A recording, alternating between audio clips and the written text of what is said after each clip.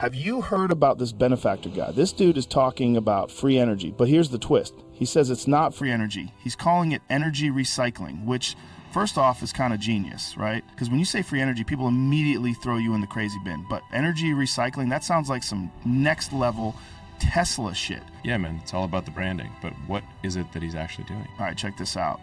He posted this. Free energy isn't actually free. This is a misnomer. It's actually a mutual exchange from the vacuum, a field of energy from which everything arises, the same energy that powers an atom. Like what? Bro, that's some deep shit. But then he breaks it down. He says you can tap into this energy without breaking any known laws of physics by using something called back EMF capture. Whoa, back EMF capture?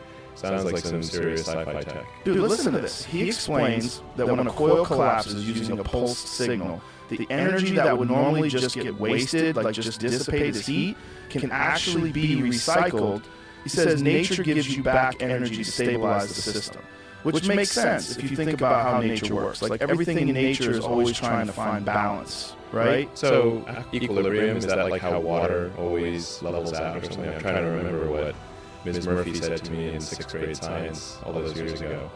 What was that? Oh yeah, Elon, stop eating that glue and pay attention. Man, if only I had listened, I'd probably be the one inventing energy recycling instead of just talking about it. Exactly. So he's saying that by intentionally destabilizing the system, collapsing the field, you actually get energy back as a kind of natural response.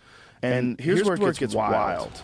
He compares it to pushing a swing. If you push at the right moment, you don't need to use a lot of energy, and the swing gains momentum. But instead of a swing, he's using resonance to harness that extra energy without it becoming destructive. He says most traditional systems are like a surfer fighting against the current, while his method is like riding the wave to shore. Dude, that's crazy. So he's basically saying the energy's already there.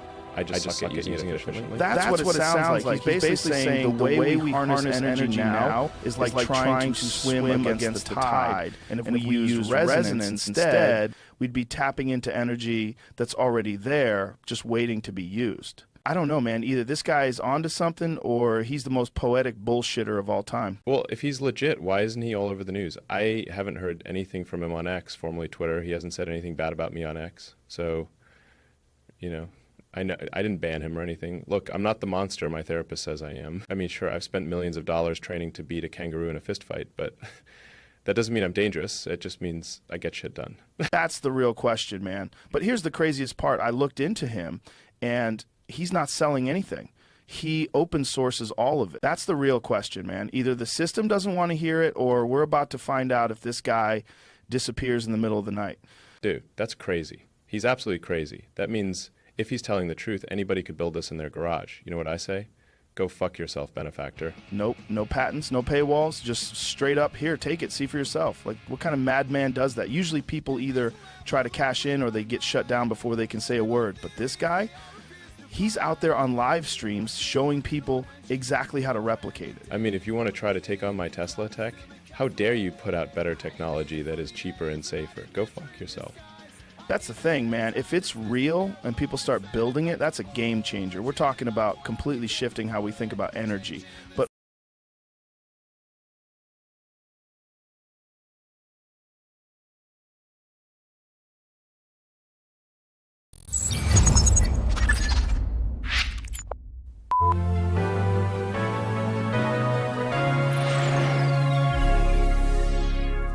Hello, my name is Mr. Milchick. I manage the severed floor of Lumen Industries Branch 501. With me is our fellow in training, Miss Wong. Greet the viewer, Miss Wong. Have you ever, been stuck in bumper-to-bumper traffic on a Monday morning? Oh, the absolute worst. Right.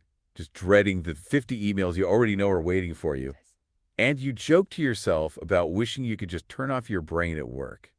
You could just flip a switch and black out for 8 hours. Exactly. You just magically wake up when it's time to clock out.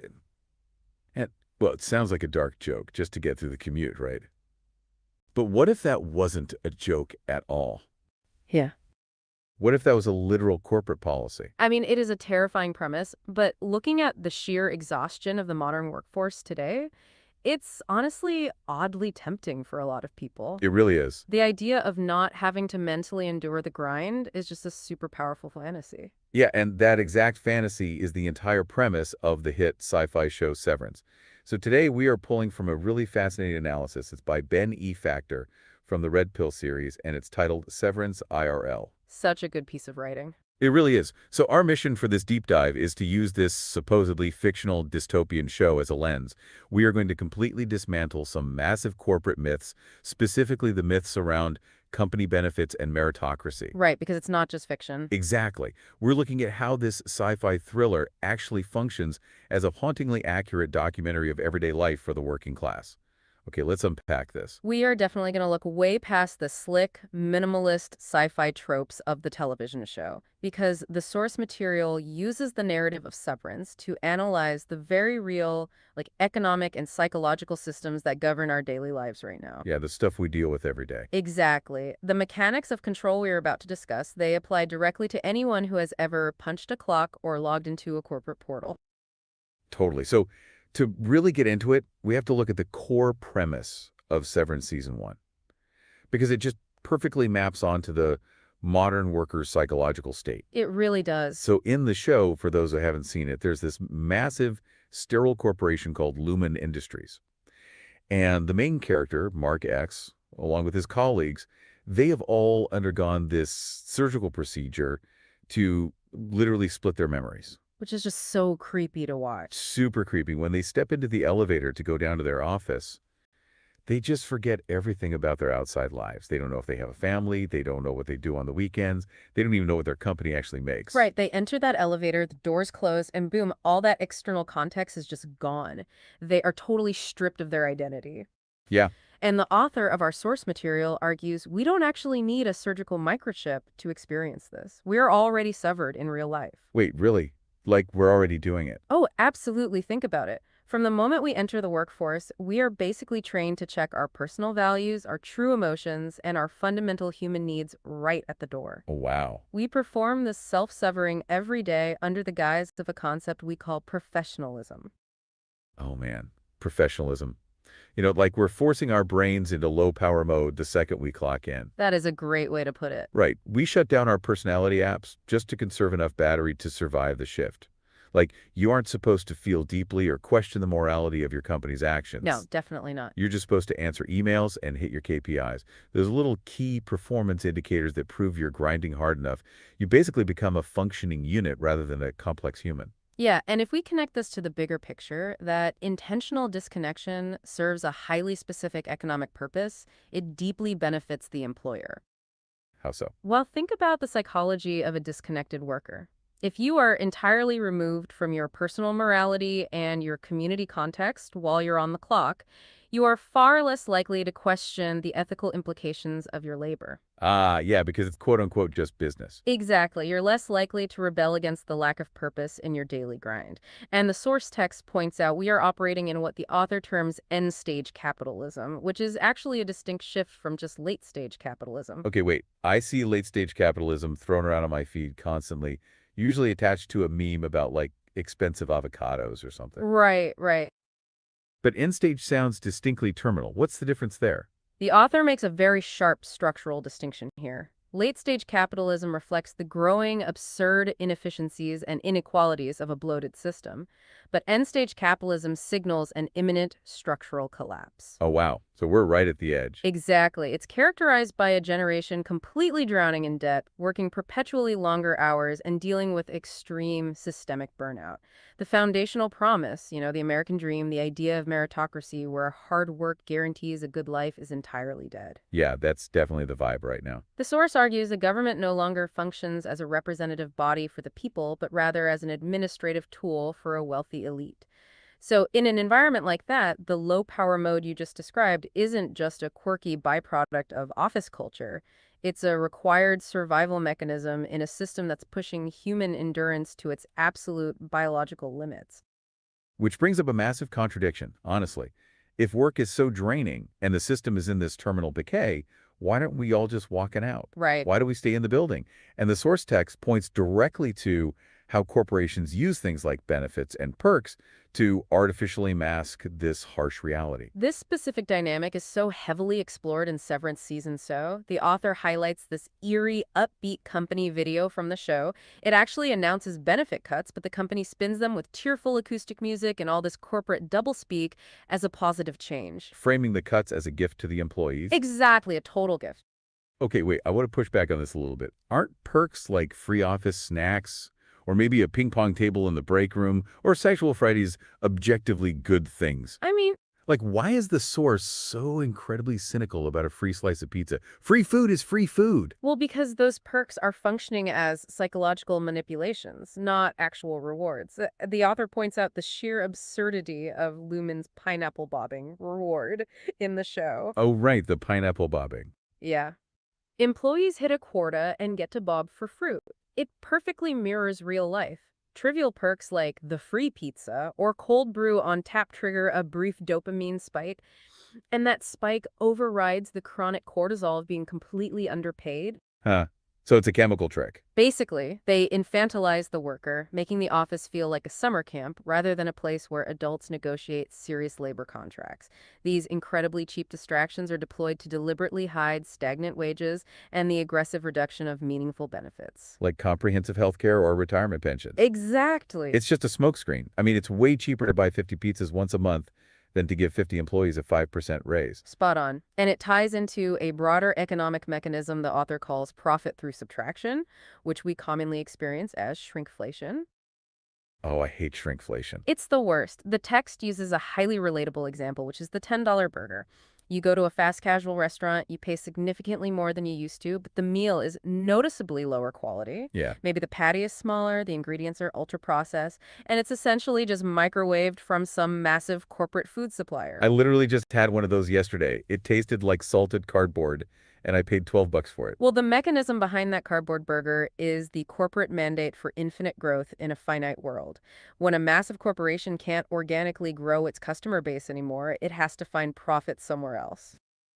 So they start cutting corners. Yes, they start subtracting. They subtract the quality of the ingredients, they subtract the convenience for the customer, and ultimately they subtract the dignity and wages of the worker making that burger. Wow. They charge you more, give you less, and spin the entire process as streamlining or innovation. And they play these exact same linguistic games with wages, too.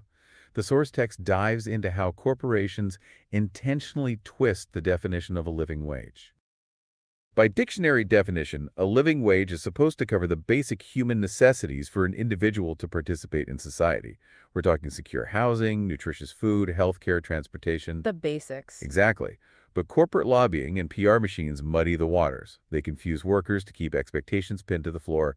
They'll boast about paying a competitive wage, which usually just means like $1 above the legal minimum. It's entirely detached from the actual cost of living. It is classic corporate doublespeak. If you can control the language, you control the psychological expectations of your workforce. But, and here's the kicker, when the pizza parties lose their charm and the twisted language fails to keep workers completely docile, the company realizes it can't rely on goodwill anymore. Uh-oh. Yeah, it has to rely on force. And that force looked like strict micromanagement and massive societal distractions. In Severance Season 2, Lumon introduces this super dystopian hall pass system. Ugh, yes. Employees literally need a hall pass just to walk down the sterile corridors. And the author of our source text uses this to transition into a real-world example, comparing it to their own time working at a company called Goobagoo. And the Goobagoo example in the text is incredibly revealing regarding the myth of meritocracy. The author notes that every single second of the workday was tracked and monitored. Down to the second. Down to the second. Bathroom breaks were not treated as a basic biological reality. They were framed as a privilege that had to be earned or requested. That is insane. It gets worse. Workers with legitimate, documented medical needs were denied basic accommodations. They were forced to work through physical pain just to maintain the flow of productivity and hit those arbitrary metrics. It strips away your adulthood. Having to raise your hand to ask to use the restroom as a 30-year-old professional is just humiliating. Very. But the author makes a crucial distinction here about who is actually to blame for this culture. Because when you are denied a bathroom break, it's so easy to channel all your rage at your direct supervisor. But the text argues the true villains aren't the middle managers holding the clipboard. No, they aren't. It's the people sitting at the very top of the corporate ladder. Exactly. The owner of Gubagoo, or the CEO of Lumon in the show, is never the one suffering from carpal tunnel syndrome or nerve damage or chronic stress. Right. They are completely insulated from the physical reality of the labor. They quietly extract the profit from the broken bodies of the people at the very bottom, while the middle managers basically act as a buffer to absorb the workers' anger. The author also drops this really fascinating metaphor here about free energy. In Severance, the company actively suppresses the workers' memories. And the text compares this to how the real-world economic system actively suppresses groundbreaking, disruptive technology. Yeah. The author argues that things like free, unlimited energy technology are deliberately buried to keep the public dependent on traditional, scarcity-based monopolies. The mechanics of that metaphor are super vital here. Think about it. If someone invented a device that powered your house for free, the major power companies would face an existential threat. They'd be wiped out overnight. Exactly. Their entire empire relies on you believing that energy is scarce and must be metered and purchased. The source argues the same principle applies to human labor. If you keep people believing that resources are scarce, that jobs are scarce, and that their time isn't inherently valuable, you maintain absolute control over their lives. And if they aren't burying technology, they are actively weaponizing it to keep us distracted. The author actually refers to the modern workforce as zombie workers. Such a vivid term. Yeah, because we are bombarded with addictive smartphone notifications, endless social media feeds designed to enrage us, and easy access to high-interest, small loans, like those buy now, pay later apps. Oh yeah, those are everywhere. It completely pacifies us. We're like frogs boiling in a pot. The water's getting hotter, rent is up, groceries are up, our free time is vanishing, but we're too busy swiping on TikTok or stressing over a microloan payment to realize we're being cooked alive. It is the modern digital equivalent of the Roman bread and circuses, but instead of gladiators fighting in a physical arena, the circus is algorithmic outrage. Which brings us to how this distraction is orchestrated on a massive political scale. Okay, here's where it gets really interesting, and we have to be super clear here. We are about to unpack Benny Factor's specific viewpoint. We are just impartially reporting the thesis from the source text. Yes. The author argues that the entire left versus right political divide in America is an intentional manufactured illusion. The text claims that both the Democratic and Republican parties, despite their loud public clashes, ultimately defend the exact same underlying corporate structure. Oh, wow. Yeah, the author states that while politicians basically shadowbox on cable news over cultural and social issues, they both consistently serve the interests of capital over labor, meaning they prioritize the people who own things over the people who do things. It's like we're playing a massively rigged video game. We're all in the pre-game lobby, screaming at the other players over the rules, completely distracted by the chaos. Meanwhile, we don't realize the developers of the game are just quietly emptying our digital wallets the entire time we're arguing. That is a perfect analogy. And this raises an important question regarding solidarity. The author's thesis is that this political theater is specifically designed to keep the working class fighting amongst themselves. Divide and conquer. Exactly. You have red versus blue, urban versus rural, boomer versus millennial. As long as those groups view each other as the enemy, they will never unite to address the massive, widening gap between the people who sell their labor to survive and the tiny minority who own the means of production. Makes a lot of sense. Control in this end-stage system isn't always a physical whip. Often, it is a perfectly timed news alert and a manufactured culture war explicitly engineered to erode working-class solidarity. The trap is incredibly elaborate. We've got the fake perks tricking our brains, the strict micromanagement breaking our dignity, the digital distractions numbing us, and the political illusions keeping us divided. It's heavy. It is, but no system can run on fumes forever, right? Eventually, the engine seizes up. Which brings us to the breaking point. And in Severance, we see exactly what that breaking point looks like. In the season 1 finale, a character named Dylan experiences what the author terms a red pill moment. Such a great scene. So good. Dylan suddenly sees entirely through the veil of the office coffee cozies, the forced smiles, and the fake corporate camaraderie. He realizes the massive scale of what has been stolen from his life, and he explicitly rebels. He tells his supervisor, "I want to remember my kid being born." The illusion shatters completely in that moment. And the source text points out this isn't just dramatic television writing. This mirrors actual historical labor awakenings. We've seen this cycle before with tragedies like the Triangle Shirtwaist Factory fire, where horrifying working conditions finally catalyzed major systemic safety reforms. Absolutely. And we are seeing it in modern times, too. The text highlights recent collective actions, specifically pointing to Disney employees who organized and recently won a massive 37% wage increase through union contracts. When the illusion of corporate benevolence drops, collective action follows. But the author takes this beyond just social dynamics or union organizing. They introduce a concept called the caloric deficit theory of labor. Okay, wait, caloric deficit. Yeah, this is where the analysis becomes highly scientific. It grounds the entire concept of political economy in actual thermodynamics and human metabolism. Thermodynamic economics. So we're talking about physics here, like the literal energy my body burns standing at a cash register or staring at a spreadsheet versus the calories my paycheck can actually buy. Exactly. What's fascinating here is how the author distills this down to a fundamental biological equation. Labor is, at its core, an expenditure of physical human energy. Wages are simply the mechanism by which a worker accesses energy primarily through food to replenish the calories they just burned. Okay, I'm following. The author proposes a metric called the caloric exchange ratio. If 1 hour of your labor cannot reliably purchase enough nutritional calories to replace the energy you burn during that exact same hour, the economic system is no longer just unfair or exploitative. It becomes physically, biologically unsustainable. Wait, let me make sure I'm getting this completely. So if I'm burning, say, 300 calories dealing with angry customers for an hour, Right. but my hourly wage, after taxes and rent, barely buys a 200-calorie granola bar, my body is literally operating at a deficit. Yeah. The company's extracting more surplus value out of my cells than they are replacing. You have grasped the exact mechanism. The company's goal is to extract maximum surplus value, squeezing out more profit from your hours than what they return to you in wages. And the author points out that this biophysical threshold is being crossed right now. That is terrifying. It is. Wages are completely stagnating while the costs of high-quality food, gas, and shelter are skyrocketing.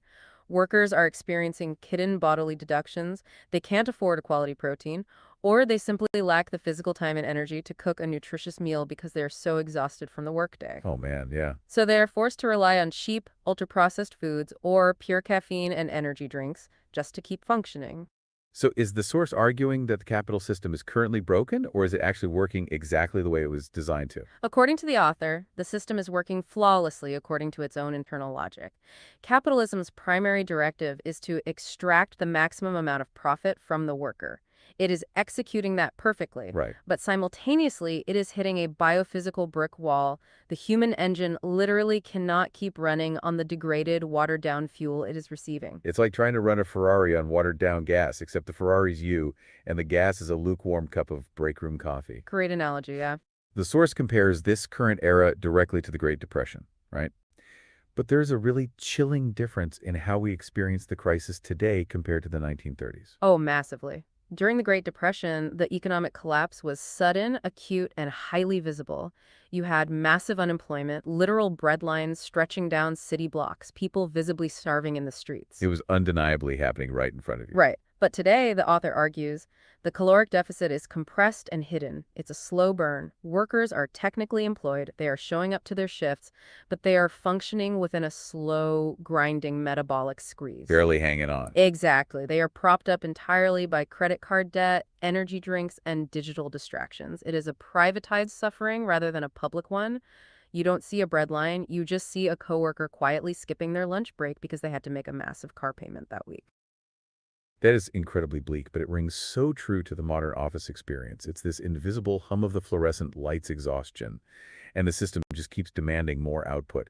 Infinite growth on a finite planet powered by finite, exhausted human bodies. Which is why the author heavily stresses that this analysis isn't just moral outrage. It is a serious structural warning. A slow, compounding failure of human energy systems is incredibly destabilizing to a society over time. It has to be. And just like the workers trapped at Lumon in Severance, once you fully realize the system is literally draining your life force without properly replenishing it, the desire to rebel transforms from a political ideal into an issue of sheer biological survival. Man, this has been an incredibly deep, eye-opening dive into some really heavy concepts. Yeah, we covered a lot of ground today. We really did. To sum it all up, the source text makes a highly compelling case that Severance is not just a quirky sci-fi mystery for us to binge watch.